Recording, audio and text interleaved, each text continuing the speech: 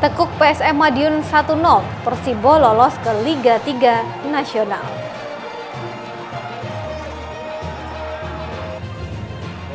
Antisipasi kesalahan, KPU Tuban gelar simulasi pemungutan surat suara.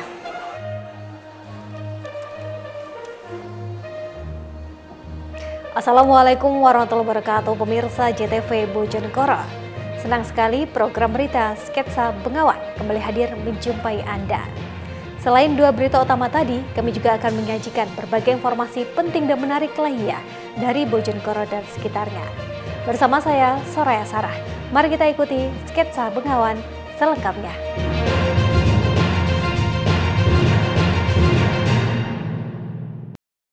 Kita awali berita yang pertama. Persibo Bojonegoro memastikan diri melaju ke putaran nasional Liga 3 usai mengalahkan PSM Madiun dengan skor tipis 1-0. Gol kemenangan Persibo dicetak oleh Diego Banowo sehingga membuat posisi Persibo kokoh di puncak klasemen grup MM dengan torehan 6 poin dari 2 laga.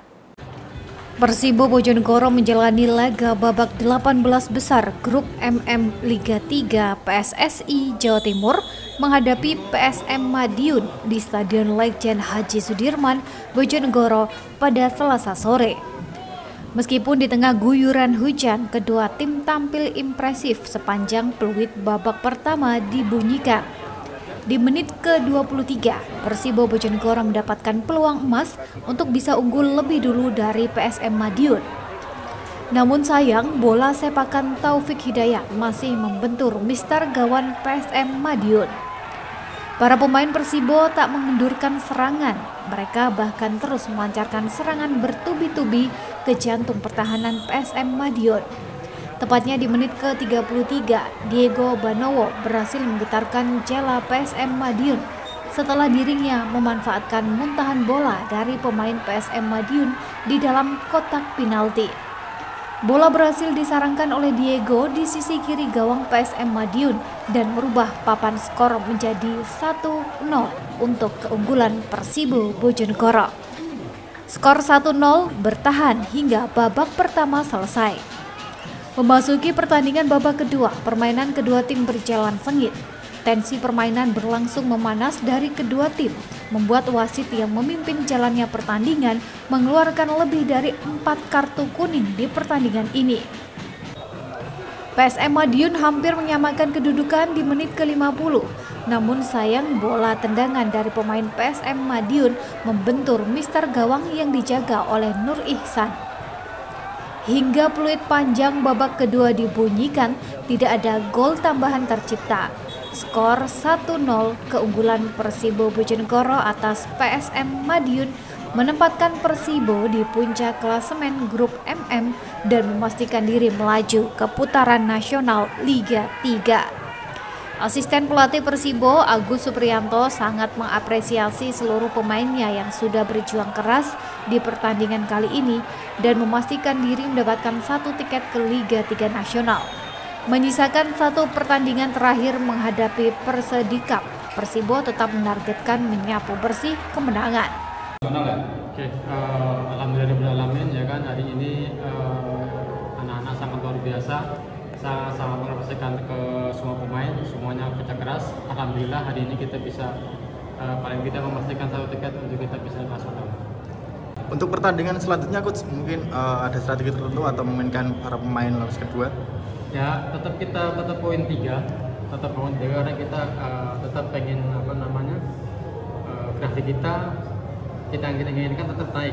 Jadi tidak turun, ya. Tetap kita apalagi kita juga pengen sapu bersih di partai besok. Sementara itu, asisten pelatih PSM Madiun Miftahul Huda mengaku kurang puas dengan hasil ini. Pasalnya, gol yang diciptakan oleh Persibo berawal dari kesalahan para pemainnya. Di pertandingan selanjutnya menghadapi Persu Sumenep, dirinya bersama para pemain akan bermain all out agar bisa mengamankan tiket ke putaran nasional. Kalau hasil pertandingannya pasti kurang puas ya, sangat kecewa ya. Karena gol terjadi bukan kepintaran lawan, tapi kesalahan di pemain kita. Yang terakhir, hidup mati untuk mendapatkan tiket nasional. Ya, kita dari semua pertandingan dari mulai awal sampai akhir masih ingin target menang ya. Mudah-mudahan di pertandingan akhir kita bisa perbaiki permainan dan fokus sampai konsentrasi pemain tidak akan terpecahkan sehingga bisa menang pertandingan. Edo Jody Aldian, JTV, Bojonegoro. Sementara itu, untuk kesekian kalinya seorang petani di Kabupaten Ngawi ditemukan tewas tersengat listrik yang dipasang untuk jebakan tikus di sawah miliknya. Korban mengalami luka bakar pada kaki karena terjerat kawat yang dialiri listrik dari genset. Tangis histeris keluarga korban pecah begitu melihat jasad Sugito, 45 tahun, dibawa ke rumah duka dalam kondisi tidak bernyawa. Bahkan anak dan istri korban nyaris pingsan saat mengetahui jasad bapaknya telah tewas. Diketahui korban Sugito, warga desa Bintoyo, Kecamatan Padas, Kabupaten Ngawi ini ditemukan tewas di area persawahan miliknya pada Rabu dini hari. Jasad korban pertama kali ditemukan oleh Sutio yang saat itu melintas di jalan dekat lokasi kejadian. Warga hanya menemukan sepeda motor korban di tepi jalan. Saat dilakukan pencarian, ternyata korban sudah dalam kondisi tengkurap dengan kaki terjerat kawat beraliran listrik. Diketahui kawat tersebut dipasang korban sendiri untuk jebakan hama tikus. Atas kejadian itu, warga langsung membawa jenazah korban ke rumah duka yang tak jauh dari lokasi kejadian. Sementara polisi yang mendapati laporan langsung melakukan pemeriksaan serta olah TKP. Dugaan sementara, korban tewas murni karena tersengat listrik jebakan hama tikus di sawahnya sendiri. Sudah setrum itu. Kondisinya gimana Pak setelah Bapak lihat pertama? Tengkurap. Terus? Ya gitu aja. Ada jeratan atau gimana Pak? Jeratan di kaki kelihatan. Itu terjerat apa Pak itu Pak? Kawat. Dendrat. Untuk jebakan tikus itu? Jebakan tikus. Itu ada aliran listriknya gitu Pak? Pakai genset Pak. Pakai genset? Itu memang kesehariannya memang dipasang jebakan itu Pak? Baru aja masang. Tapi ini sawahnya sendiri gitu? Ya, sawahnya sendiri. Polisi yang datang ke lokasi melakukan olah TKP serta mengamankan mesin genset dan kawat yang dipakai untuk jebakan tikus. Polisi menghimbau para petani untuk tidak lagi memasang perangkat listrik jebakan hama tikus meski sumber listrik berasal dari mesin genset. Ito Wahyu, JTV, Ngawi. Pemirsa, memasuki musim tanam, petani di Kabupaten Jombang mengeluh kekurangan pupuk. Pasalnya jatah pupuk bersubsidi yang diterima sangat minim. Jika ingin memenuhi kebutuhan pupuk, harus membeli pupuk non-subsidi dengan harga jauh lebih mahal dibandingkan dengan harga pupuk bersubsidi. Tanaman padi petani di sejumlah wilayah di Kabupaten Jombang saat ini memasuki pemupukan. Petani turun ke sawah untuk memupuk dan menyiangi gulma setelah melakukan tanam sebelumnya. Seperti yang dilakukan petani di Desa Tanggungan, Kecamatan Gudo, Jombang, Rabu pagi. Dalam memberikan pupuk tanaman padi, petani harus irit karena minimnya jatah pupuk bersubsidi yang diterima petani. Dengan jatah pupuk yang diterima, petani harus bisa mencukupkan pemupukan hingga merata ke seluruh tanamannya. Tidak ubahnya petani di Desa Mentaos, Kecamatan Gudo, tanaman padi yang telah berusia 1,5 bulan ini juga harus dipupuk. Sama dengan petani lainnya, pemupukan juga harus hemat karena terbatasnya jumlah pupuk yang diterima petani. Petani yang menggarap lahan padi seluas 0,9 hektar mengaku hanya menerima jatah pupuk 7 sak kemasan 50 kg atau sebanyak 3,5 kuintal. Jumlah ini hanya memenuhi kurang dari setengah dari total kebutuhannya. Akibatnya petani kebingungan karena jika tidak dipupuk hasil panen dipastikan jauh berkurang. Namun jika dipenuhi kebutuhan pupuknya harus membeli pupuk non-subsidi dengan harga jauh lebih mahal. Akibatnya terpaksa membeli pupuk non-subsidi dengan harga Rp220.000 per sak kemasan 50 kg. Sedangkan harga pupuk bersubsidi hanya Rp120.000 per sak. Nggak cukup, Lek. Setengah kintal niku 40 kilo beratusnya. Jadi Bapak nggarap berapa luasnya ini Pak? 600 ru. Jadi 1 hektar kurang sedikit. 1 hektar kurang Dapat sedikit. jatah pupuk berapa? 7 7 sak. sak. Itu cukup? Enggak cukup, Pak. Berarti kurangnya separuh atau separuh lebih? Kurangnya ya separuh lebih. Kondisi kesulitan pupuk ini tampaknya merata terjadi di sejumlah wilayah di Kabupaten Jombang. Para petani meminta pemerintah untuk menyediakan pupuk guna memaksimalkan hasil panen di musim tanam pertama di tahun 2024 ini. Saiful Mu'alimin, JTV, Jombang. Antisipasi kesalahan, KPU Tuban gelar simulasi pemungutan surat suara. Informasi selengkapnya sesaat lagi, tetaplah bersama Sketsa Pengawas.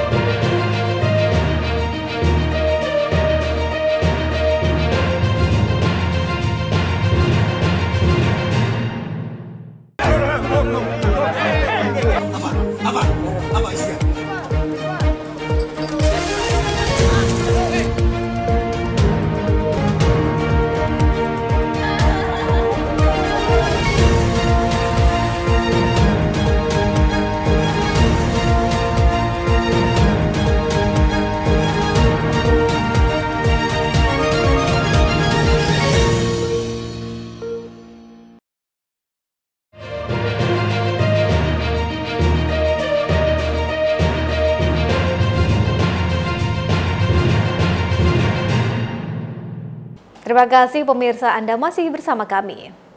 Untuk mengantisipasi terjadinya kesalahan dan kekeliruan dalam proses pemilu, KPU Tuban menggelar simulasi pemungutan surat suara. Simulasi digelar mulai dari tahap pencoblosan hingga penghitungan surat suara.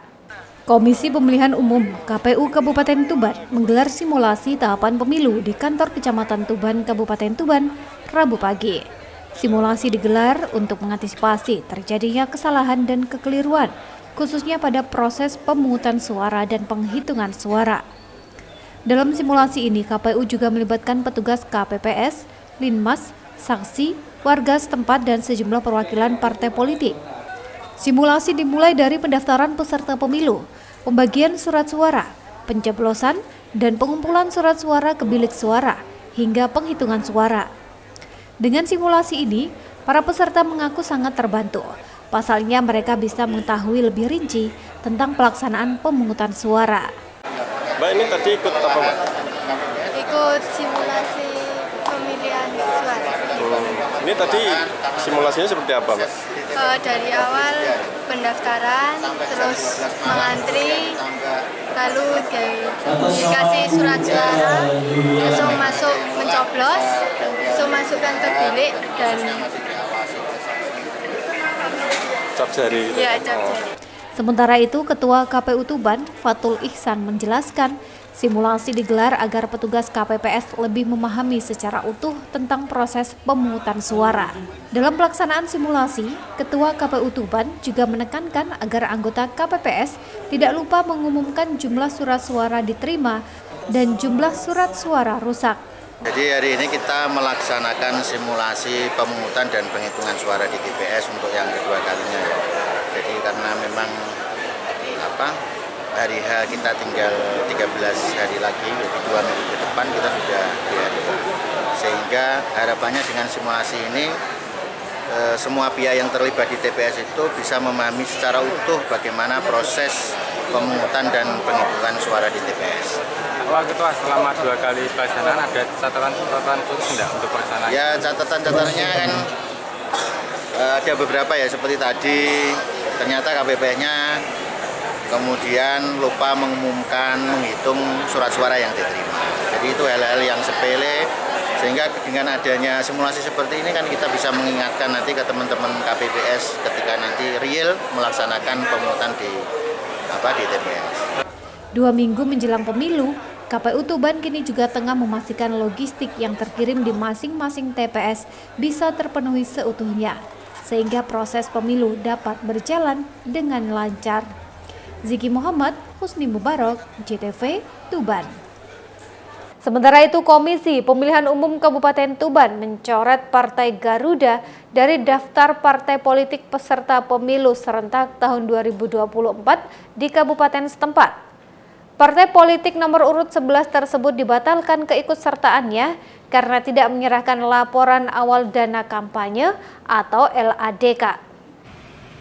Komisi Pemilihan Umum Kabupaten Tuban mencoret Partai Garuda atau Partai Garda Perubahan Bangsa dari daftar partai peserta pemilihan umum serentak tahun 2024 di kabupaten setempat. Partai politik nomor urut 11 tersebut dibatalkan keikutsertaannya karena tidak menyerahkan laporan awal dana kampanye atau LADK. Padahal pemilu serentak tahun 2024 hanya tinggal menghitung hari. Bahkan seluruh logistik khususnya surat suara di Kabupaten Tuban sudah siap untuk didistribusikan. Komisioner KPU Kabupaten Tuban Nur Hakim mengatakan hingga batas waktu yang ditentukan pada 7 Desember 2023 lalu hanya Partai Garuda yang tidak menyerahkan LADK kepada KPU setempat. Setelah melakukan klarifikasi kepada pengurus Partai Garuda, maka KPU Kabupaten mengeluarkan surat keputusan. Sesuai peraturan perundang-undangan yang berlaku, partai berlogo Garuda Emas tersebut harus dibatalkan keikutsertaannya di Kabupaten Tuban. Selanjutnya, keputusan ini akan dipublikasikan kepada masyarakat serta jajaran KPU hingga petugas KPPS. Jika pada pemungutan suara ternyata masih ada masyarakat mencoblos Partai Garuda, maka surat suara dianggap tidak sah. Penyerahan akhir LADK hanya ada satu partai politik yang tidak menyerahkan, yaitu Partai Garuda. Terus nanti itu dampaknya seperti apa Pak Hakim terhadap warga yang memilih misalkan? Ya nanti kita melalui, karena ini sudah kita klarifikasi, sudah kita SK-kan bahwa partai tersebut memang dibatalkan pesertaannya, sehingga nanti kita berkewajiban untuk memberitahukan ke seluruh warga masyarakat Tuban bahwa nanti jika di hari H tanggal 14 Februari tahun 2024 itu kemudian ada masyarakat yang menyalurkan hak pilihnya dan mencoblos Partai Garuda, maka nanti kategorinya menjadi tidak sah. Pencoretan Partai Garuda tersebut hanya berlaku pada pemilihan DPRD Kabupaten Tuban. Sedangkan untuk pemilihan DPRD Provinsi dan DPR RI, Partai Garuda masih lolos, sehingga warga yang memilihnya dinyatakan sah. Ziki Muhammad, Husni Mubarak, CTV Tuban. Pemirsa, petugas Dinas Pemadam Kebakaran dan Penyelamatan Kabupaten Bojonegoro mengevakuasi puluhan ekor ular yang masuk ke sejumlah rumah warga. Mayoritas ular yang dievakuasi tersebut adalah jenis kobra dan piton. Sejak memasuki musim penghujan, petugas Dinas Pemadam Kebakaran dan Penyelamatan Damkarmat Pemkab Bojonegoro menerima banyak aduan masyarakat terkait keberadaan ular di pemukiman warga. Bahkan selama awal bulan Januari hingga 29 Januari 2024 ini, tercatat petugas sudah menangkap atau mengevakuasi sebanyak 46 ekor ular. Mayoritas merupakan ular jenis kobra dan piton atau sanca kembang. Kepala Dinas Damkarmat Bojonegoro Ahmad Gunawan mengatakan mayoritas ular yang dievakuasi berada di dalam rumah baik di permukiman padat maupun berada di pinggir atau kawasan hutan. Pasalnya, saat musim hujan, ular akan mencari tempat yang lembab dan gelap untuk bersembunyi. Selain mencari tempat lembab, faktor lain yang menyebabkan ular masuk rumah adalah mengejar mangsa seperti tikus. Sementara panjang ular yang dievakuasi bervariasi, mulai dari 500 cm hingga 4 meter. Seperti di wilayah Kecamatan Temayang, petugas mengevakuasi 2 ular sanca sekaligus yang bersembunyi di atap rumah dengan panjang 3 dan 4 meter. Selama bulan Januari sampai dengan tanggal 29 ini ya, hari ini hari Senin, itu kurang lebih 46 kali penanganan kejadian untuk evakuasi ular di wilayah Kabupaten Bojonegoro oleh Dinas Damkar Kabupaten Bojonegoro. Itu mayoritas ular jenis apa Pak? Yang mayoritas ada ular jenis kobra dan ular piton. Pak, ini kira-kira kenapa Pak kok tinggi ya menurut data? Ya, sebenarnya kalau melihat musimnya ini bisa dikatakan wajar kalau menurut kami, karena biasanya memang kalau menurut siklus hidupnya ular pada musim pancaroba dari kemarau ke penghujan dan awal-awal musim penghujan memang banyak sekali kemunculan ular terutama yang di pemukiman. Petugas Damkarmat Bojonegoro memberikan sejumlah tips untuk mencegah ular masuk ke dalam rumah, seperti tidak menumpuk barang di rumah yang tidak diperlukan. Bersihkan secara rutin area dalam dan luar rumah. Berikan wangi-wangian yang menyengat. karena aroma wangi cenderung tidak disukai ular. Samsul Alim, JTV, Bojonegoro. Menikmati lezatnya dan manisnya ketan durian daun pandan akan kami hadirkan sesaat lagi.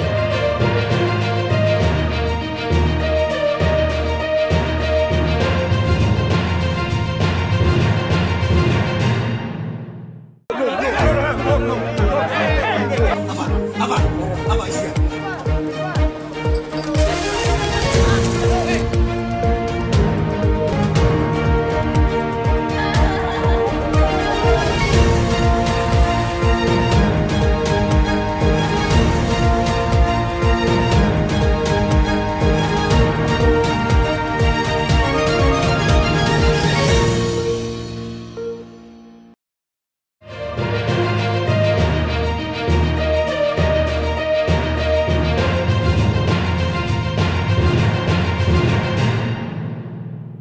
Terima kasih pemirsa, Anda masih bersama Sketsa Bengawan. Bagi Anda pecinta olahan buah durian, belum lengkap rasanya jika belum mencicipi jajanan ketan durian kreasi pasangan suami istri di Kabupaten Tuban. Gurih ketan dipadu rasa manis buah durian dan dibungkus daun pandan segar menciptakan cita rasa khas yang sulit dilupakan. Seperti inilah keseharian Oktaviani Andrian dan Meilia Permata, warga desa Telogowaru, Kecamatan Meraura, Kabupaten Tuban. Tak hanya menjual buah durian, pasangan suami istri ini juga mengolah buah durian menjadi makanan lezat yang diberi nama ketan durian daun pandan. Sesuai namanya, jajanan ini berbahan dasar ketan putih, buah durian, santan, serta daun pandan. Perpaduan gurihnya ketan dan manisnya durian dibungkus harum daun pandan sehingga menciptakan cita rasa khas yang sulit dilupakan. Ketan durian daun pandan ini diperkenalkan sejak awal Desember 2023 lalu. Awalnya, Pak Sutri satu anak ini berjualan buah durian yang dipesan dari berbagai daerah di seluruh penjuru tanah air. Tak sedikit buah durian datang dalam kondisi pecah dan tak layak dijual padahal rasanya masih enak. Berbekal keterampilan memasak, sang istri Meilia coba mengolahnya menjadi jajanan dan jadilah ketan durian. Sebagai pembungkus, mereka memanfaatkan daun pandan yang banyak tumbuh di sekitar rumah. Tak disangka ketan durian daun pandan ini mendapat respon positif saat ditawarkan melalui media sosial. Bahkan penggemar ketan durian ini kini semakin banyak. Mbak, ini makan jajanan apa ini tadi? Ketan durian. Rasanya gimana, Mbak? Enak, teksturnya kenyal dan manis. Sudah berapa kali Mbak makan ini? Sudah beberapa kali. Sering ya beli di sini? Iya. Rasa duriannya gimana? Manis. Terasa gitu? Iya. Dalam sehari, pesanan yang datang mencapai sedikitnya 60-100 kotak. Untuk harga per kotak isi 8 biji dibanderol Rp15.000, sedang kotak isi 25 biji di harga Rp40.000. Sementara pemasaran dilakukan melalui online, yakni melalui aplikasi WhatsApp, Facebook, dan Instagram. Sebenarnya kita lebih ke buahnya, buah durian. Terus ternyata pas kita pesan online atau bakul diambil di durian sana, pengepul, kan kesini kan mesti ada beberapa hari, maksudnya nggak sampai kurang lebih setengah harian lah. Itu kan mesti ada resiko meletek atau gimana, itu kita olah gitu. Sekiranya masih bagus loh ya. Daripada buang gitu? Ya, daripada buang. Tapi kalau untuk yang jelek ya kita nggak mau ambil, soalnya mesti nanti mempengaruhi rasanya Mas ya. Mas, ini pemasarannya kemana saja? Untuk saat ini untuk masalah pemasaran kita main di online Mas ya, di WhatsApp atau Facebook maupun Instagram. Meski awalnya hanya coba-coba, namun Pak Sutri, Oktaviani Andrian dan Meilia Permata mulai berpikir untuk serius berjualan ketan durian. Mereka akan memperluas pemasaran keluar daerah dan mencoba membuat ketan durian yang lebih tahan lama. Ziki Muhammad, Husni Mubarak, JTV Tuban. Sementara itu pemirsa, Suyatno, kakek didakwa curi seekor ayam, kembali menjalani persidangan di Pengadilan Negeri Bojonegoro. Dalam persidangan tersebut, penasihat hukum membacakan nota keberatan terhadap surat dakwaan jaksa penuntut umum. Suyatno, terdakwa kasus pencurian seekor ayam, warga desa Pandantoyo, Kecamatan Temayang, Bojonegoro, kembali menjalani sidang di Pengadilan Negeri Bojonegoro, Rabu siang. Sidang kali ini digelar dengan agenda pembacaan nota keberatan atau eksepsi terhadap surat dakwaan jaksa penuntut umum. Adapun poin nota keberatan yang disampaikan oleh penasehat hukum terdakwa, yakni Hanafi dan Sujito. Di antaranya, jika jaksa penuntut umum tidak memuat atau merumuskan unsur-unsur delik dalam pasal pidana yang didakwakan. Dalam hal ini, jaksa dinilai tidak cermat dalam menyebutkan unsur delik dari tindak pidana yang didakwakan terhadap terdakwa. Kemudian tidak menyantumkan keadaan yang melekat mengenai tindakan yang dilakukan oleh terdakwa. Dalam pasal 362 KUHP, jaksa penuntut umum tidak mencantumkan keadaan melekat mengenai tindakan yang dilakukan terdakwa, atau tidak adanya saksi yang melihat secara langsung peristiwa tindak pidana pencurian. Serta penasehat hukum menyampaikan nota keberatan lantaran jaksa dianggap salah merumuskan pasal dalam dakwaan. Penasehat hukum terdakwa memohon kepada majelis hakim agar menerima keberatan atau eksepsi dari penasehat hukum terdakwa, menyatakan surat dakwaan penuntut umum sebagai dakwaan yang batal demi hukum atau tidak diterima. Kemudian perkara akuo tidak diperiksa lebih lanjut, memerintahkan kepada penuntut umum agar membebaskan terdakwa dan memulihkan harkat martabat nama baik terdakwa. Pak, dalam eksepsi ini apa yang dibacakan, Pak? Kami menolak seluruh dakwaan yang disampaikan JPU kemarin. Kenapa menolak? Ya, karena dari dua unsur yang kami sampaikan mengenai unsur pasal 362 juga tidak sesuai karena di dalam dakwaan tidak sesuai dengan berita acara pemeriksaan yang disampaikan. Kenapa penyampaian tadi? Berapa poin yang disampaikan? Ada 4 poin, cuman yang paling prinsipal adalah pada kita menolak seluruh dakwaan menggunakan pasal 362 dan 480. Selain upaya apa? Upaya ya, kami masih mengajukan permohonan ini semoga dikabulkan oleh hakim seluruhnya. Sidang dilanjutkan kapan, Pak? Besok hari Kamis. Besok ada tanggapan eksepsi dari kami. Selanjutnya, sidang akan kembali digelar dengan agenda jawaban jaksa penuntut umum atas eksepsi yang disampaikan oleh penasehat hukum terdakwa. Edo Jody Aldian, JTV, Bojonegoro. Pemirsa, sebanyak 28 dari 1.253 calon jamaah haji Bojonegoro dinyatakan tidak memenuhi syarat istitaah kesehatan dan terancam bakal gagal berangkat haji tahun 2024 ini. Meski demikian, keikutsertaan calon jamaah haji tersebut bisa dilimpahkan kepada ahli waris. Kesehatan menjadi syarat mutlak yang harus dipenuhi dan menjadi penentu berangkat tidaknya calon jamaah haji ke Tanah Suci. Dari data Kasih Penyelenggara Haji dan Umroh Kementerian Agama Kabupaten Bojonegoro, tercatat ada sebanyak 1.253 calon jamaah haji Kabupaten Bojonegoro sudah melakukan pemeriksaan kesehatan. Hasilnya sebanyak 1.085 calon jamaah haji dinyatakan istitoah kesehatan. Sementara 59 calon jamaah haji perlu evaluasi untuk melakukan pengobatan lebih lanjut.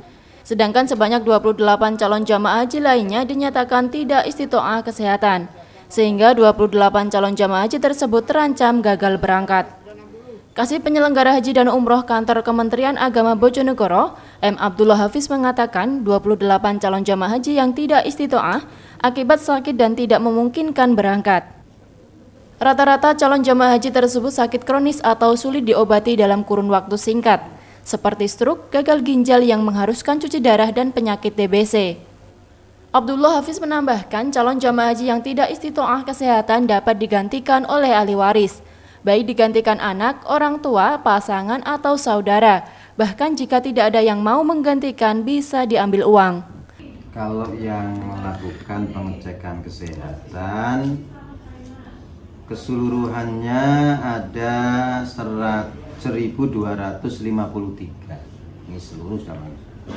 Kemudian yang dinyatakan istitoah itu ada 1085, yang jemaah yang perlu evaluasi 59, yang dinyatakan tidak istitoah ada 28, dan 81 masih proses pengobatan. Dari jumlah yang tidak istitoah itu memenuhi syarat, alasannya seperti apa Pak? Rata-rata. Yang tidak istitoah itu karena kesehatan, dokter yang menentukan, dia tidak. Musim haji tahun 2024 ini, Kabupaten Bojonegoro mendapatkan kuota haji sebanyak 1.862 jamaah. Bagi calon jamaah haji yang sudah dinyatakan istitoah kesehatan, diharapkan segera melakukan pelunasan biaya haji. Edo Jodi Aldian, CTV Bojonegoro. Pemirsa, berita tadi sekaligus menjadi penutup kita dalam sketsa Bengawan edisi hari ini. Jangan lupa untuk memfollow akun media sosial kami di bawah ini. Akhir kata, saya bersama kerabat kerja bertugas pamit undur diri dari hadapan Anda. Terima kasih atas kebersamaannya. Wassalamualaikum warahmatullahi wabarakatuh. Salam JTV Bojonegoro.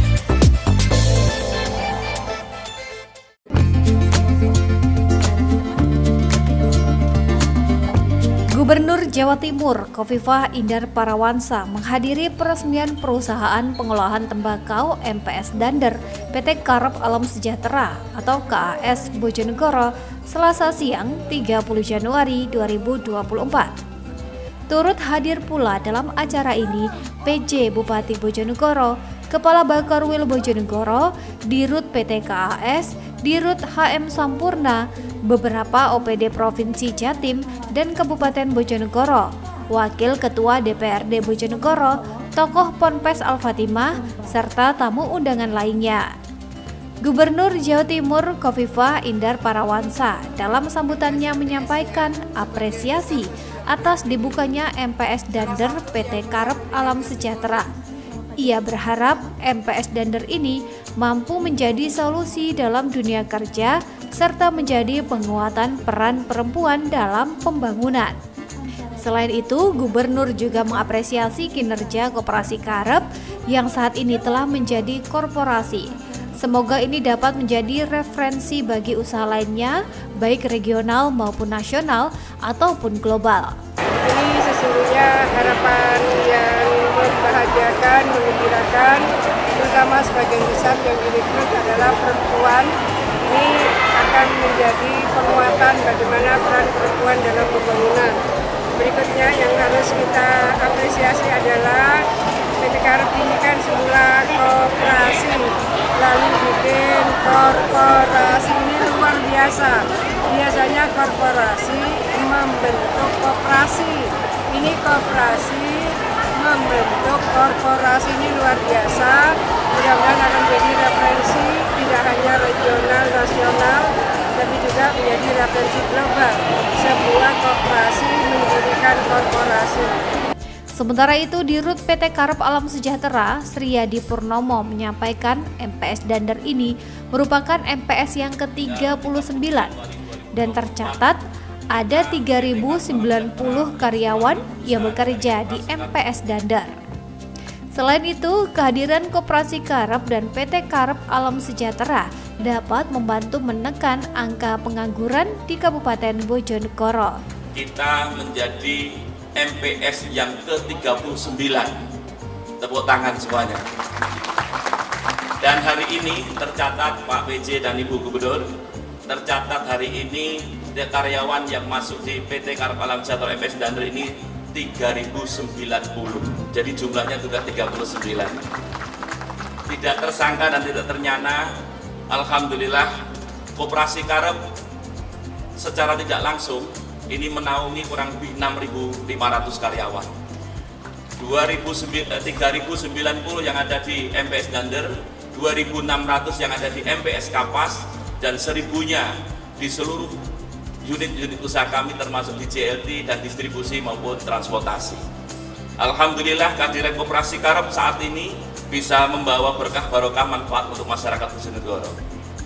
Kami bersama pengurus, pengawas, dan manajemen Koperasi Karep bertujuan untuk mendirikan kerjasama dengan PTM Sampurna untuk pendirian SKT di Ngumpak Dalem, Kecamatan Dander, adalah bagaimana kita bisa berperan aktif pada pemerintah, menunjukkan kepada pemerintah bahwa kita membantu mengurangi kemiskinan dan pengangguran di Kabupaten Bojonegoro.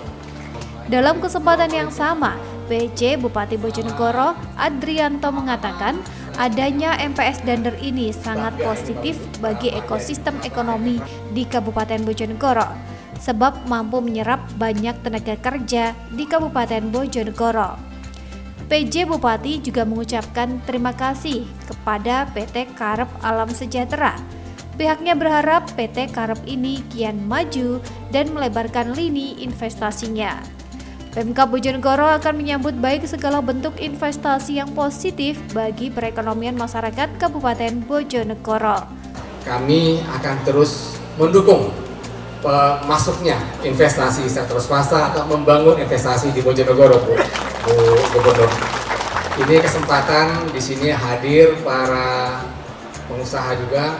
Nah, Bapak Ibu semua, Bu Gubernur, saya ingin menyampaikan bahwa Pemkab Bojonegoro punya komitmen yang tinggi untuk mengundang masuknya investasi ke Bojonegoro, Bapak Ibu semua. Karena investasi adalah bagian dari strategi kita untuk membangun wilayah ini, menekan tingkat kemiskinan. Jadi Bapak Ibu semua, nanti tolong disampaikan, Bapak Ibu yang hadir, yang ada di sini, nanti kalau ke Jakarta, tolong sampaikan rekan-rekan di Jakarta bahwa Bojonegoro siap menjadi tuan rumah untuk investasi yang akan masuk, siap menyediakan fasilitas untuk para investor yang akan masuk ke Bojonegoro. Bapak Ibu semua, saya tentunya mencatat tadi pembangunan di sini yang dilakukan oleh PT Karep dan akan menyerap sekitar lebih dari 3.000 tenaga kerja. Dan ini sangat penting untuk kami di sini, Pak Yadi, karena angkatan kerja di Bojonegoro itu cukup besar, sekitar 786.000, Pak Gubernur. Itu angkatan kerja kita. Jadi lebih dari separuh penduduk di Bojonegoro yang jumlahnya 1,3 juta itu adalah mereka yang ada tenaga kerja, merupakan angkatan tenaga kerja. Sehingga ketersediaan lapangan kerja itu menjadi penting untuk kami.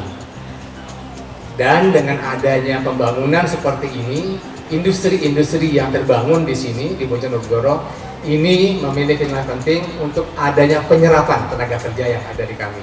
Sebagian besar masyarakat memang bekerja di sektor pertanian, dan ini juga harapan kami, Pak Yadi, tentunya mudah-mudahan Karep akan semakin terus bertumbuh, berkembang besar, dan tentunya nanti bisa meningkatkan skop kerjanya, bisa bermitra dengan petani tembakau kita, mulai dari budidaya sampai nanti dengan panennya. Mudah-mudahan insya Allah jadi diversifikasi usahanya menjadi semakin luas.